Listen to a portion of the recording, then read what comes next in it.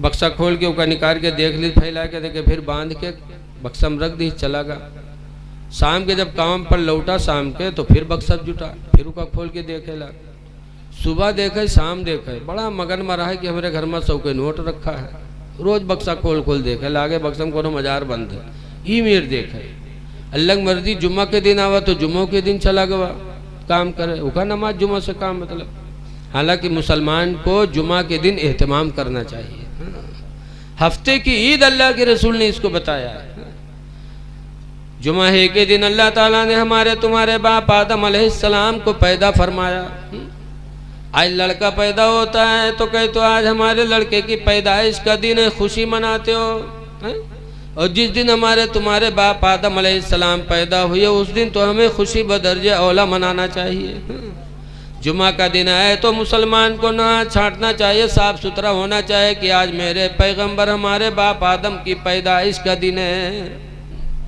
जुमा ही के दिन अल्लाह ताला ने जन्नत को भी पैदा फरमाया और जुमा ही के दिन हम और आप जन्नत में जाएंगे। बड़ी तारीखें। जुमा ही के दिन हमारे तुम्हारे इमाम हुसैन ने अल्लाह की राह में जान भी दी है, शहादत पेश की है। तो इमाम हुसैन जुमा के दिन अपनी जान खुदा की राह में पेश कर सकते हैं, तो क्या उस दिन हम इमाम हुसैन के मानने वाले नहा धो के मस्जिद में नमाज पढ़ने नहीं जा सकते हैं? जुमा का दिन एहतमाम करना चाहिए। लेकिन वो इतना बदनसीब था कि जुमा को भी चला गया काम करने, और के घर मस्जिद के दारहन बना रहे। तो मस्जिद में मौलवी साहब जुमा में तकरीर करे लागे कि भाइयों अपने माल की ज़कात दो। जो अपने माल की ज़कात नहीं देगा, नबी का फरमान है कि वह माल अज़दहा सांप बन करके कब्र में डसेगा, कहेगा ले मैं तेरा माल हूँ, ले मैं तेरा माल हूँ।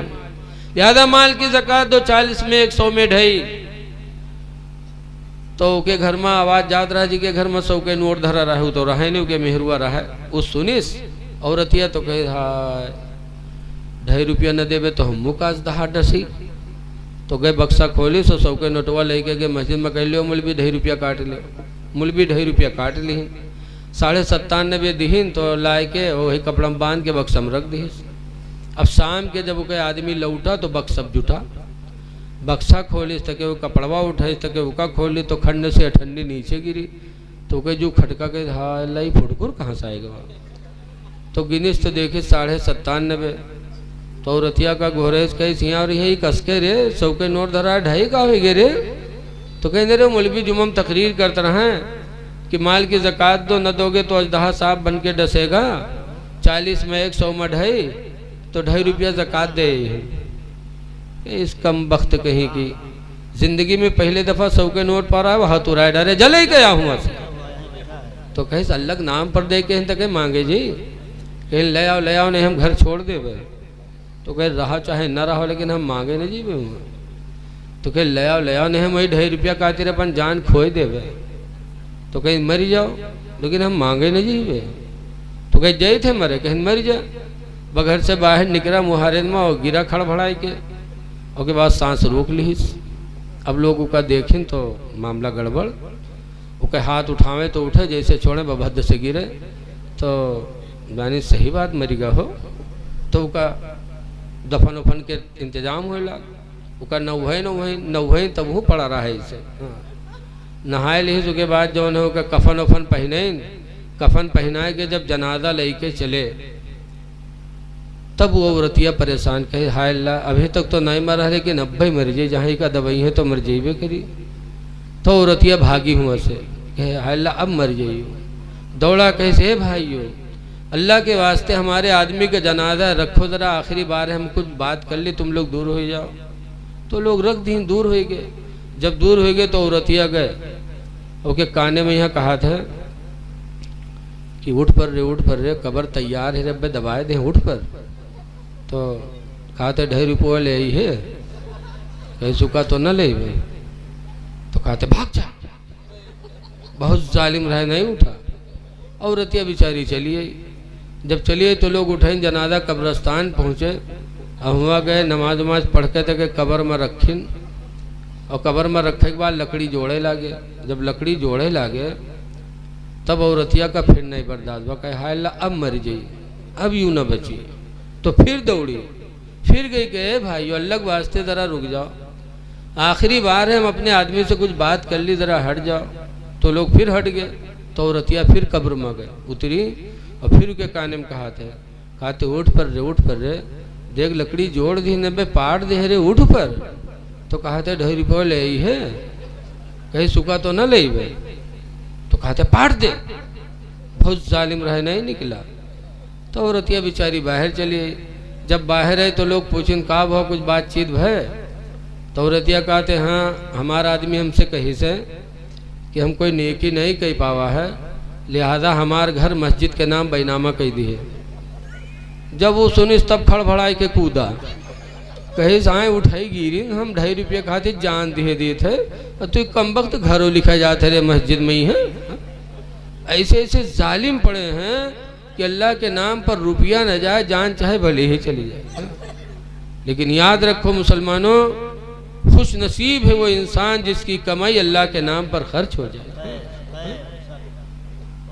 अल्लाह फरमाता है 4 पारे में, लन तनालुल बिर्रा हत्ता तुनफिकू मिम्मा तुहिब्बून, हरगिज हरगिज तुम नेकी नहीं पाओगे जब तक कि तुम अपने पसंदीदा चीज को अल्लाह के नाम पर खर्च नहीं करोगे।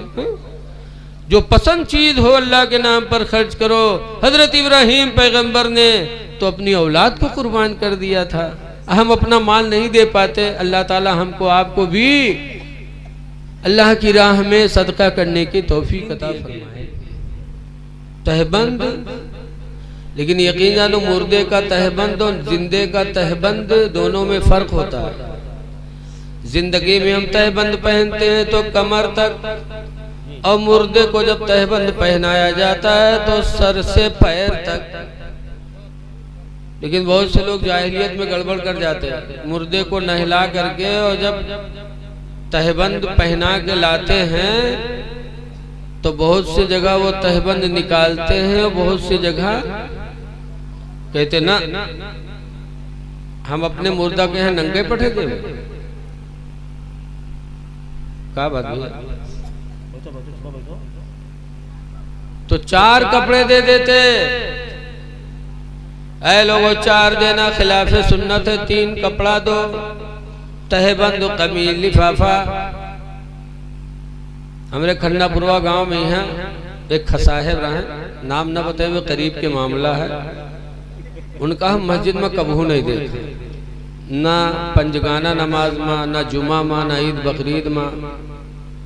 और जब मरे तो उनके हम लोग कफन दे जब गए तो उनके मेहरू टोपी सिलाए ठाड़। तो हम लोग कहीं निकाह का करिए, कहीं लगेबे और का। तो हम कहा टोपी लगाना सुन्नत के खिलाफ है। हाँ मौलाना भैया, हम अपने आदमी का बगैर टोपी लगाए पठे देवे।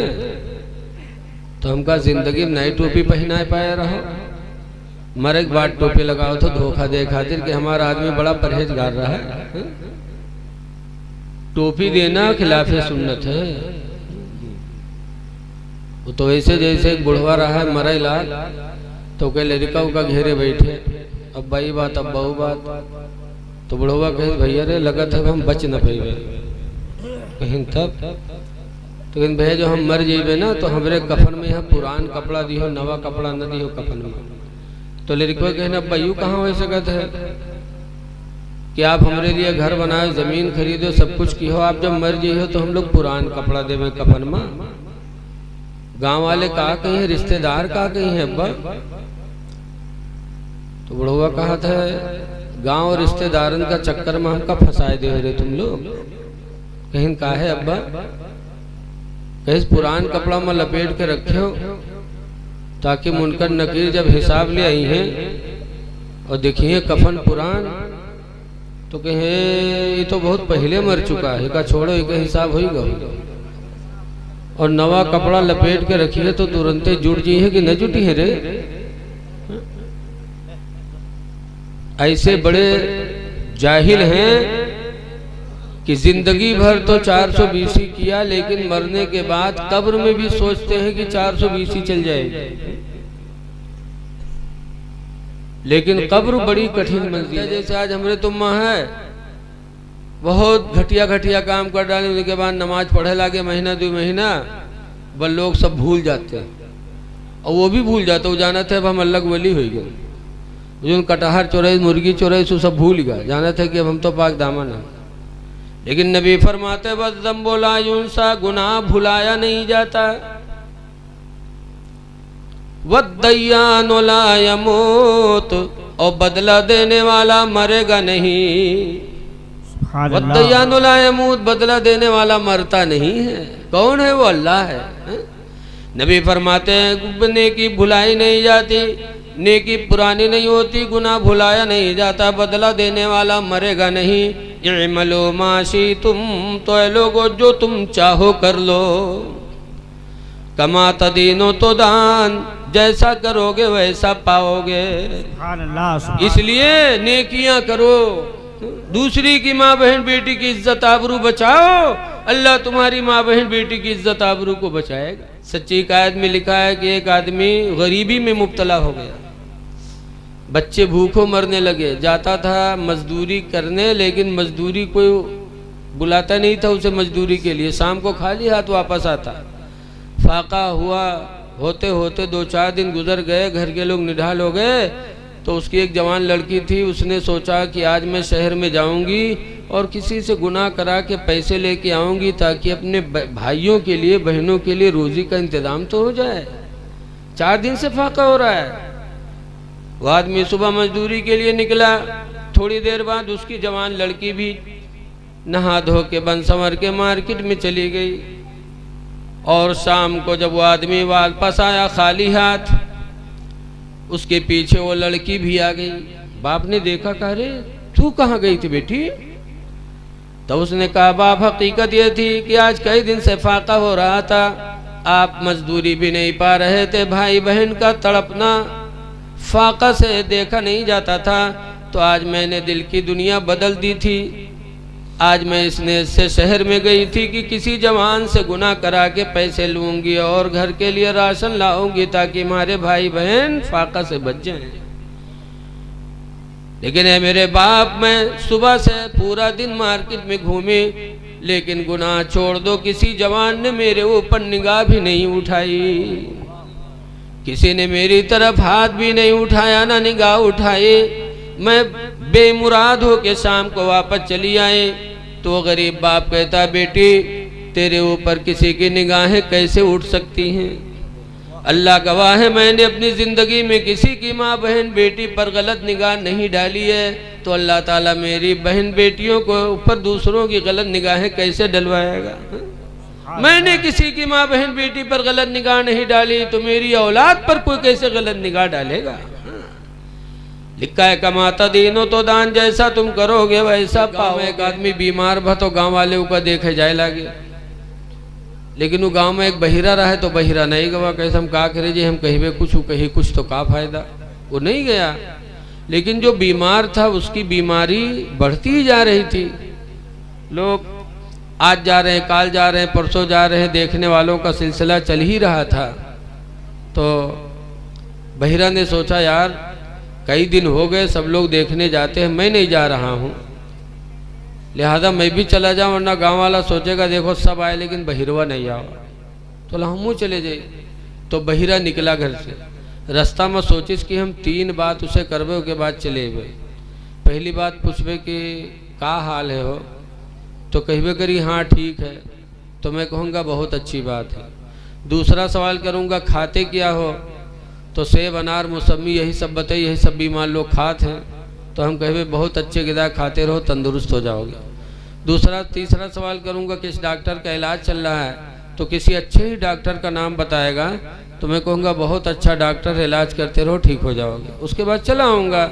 ये 3 बात सोच के बहिरा वहाँ पहुँचा, गया, सलाम किया, सलाम करने के बाद बैठा, कहा का हाल है भैया, तो कहे मरी थे और का हाल है यार, तो बहिरा कहते अल्हम्दुलिल्लाह बहुत अच्छी बात है।